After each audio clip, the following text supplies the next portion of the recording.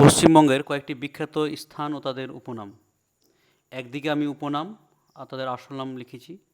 বাংলার অক্সফোর্ড বলা হয় নবদ্বীপকে, বাংলার দুঃখ দামোদর নদীকে, প্রসাদ নগরী বলা হয় কলকাতাকে, সায়েন্স সিটি কলকাতা, আনন্দনগরী বলা হয় কলকাতাকে, ভারতের সংস্কৃতির রাজধানী বলা হয় কলকাতাকে, পূর্ব ভারতের প্রবেশদ্বার বলা হয় কলকাতাকে, আনন্দের শহর বলা হয় কলকাতাকে, ভারতের গ্লাসগো বলা হয় হাওড়াকে, পশ্চিমবঙ্গের ধানের গোলা বলা হয় বর্ধমানকে,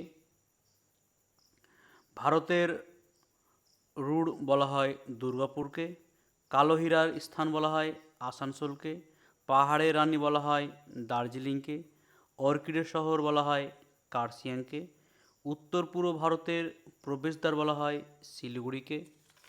এখানে কয়েকটা আছে। ডুয়ার্সের ডুয়ার্সের প্রবেশদ্বার বলা হয় শিলিগুড়িকে, ত্রাসের নদী বলা হয় তিস্তাকে, আমের শহর বলা হয় মালদাকে, মানভূম সিটি বলা হয় পুরুলিয়াকে।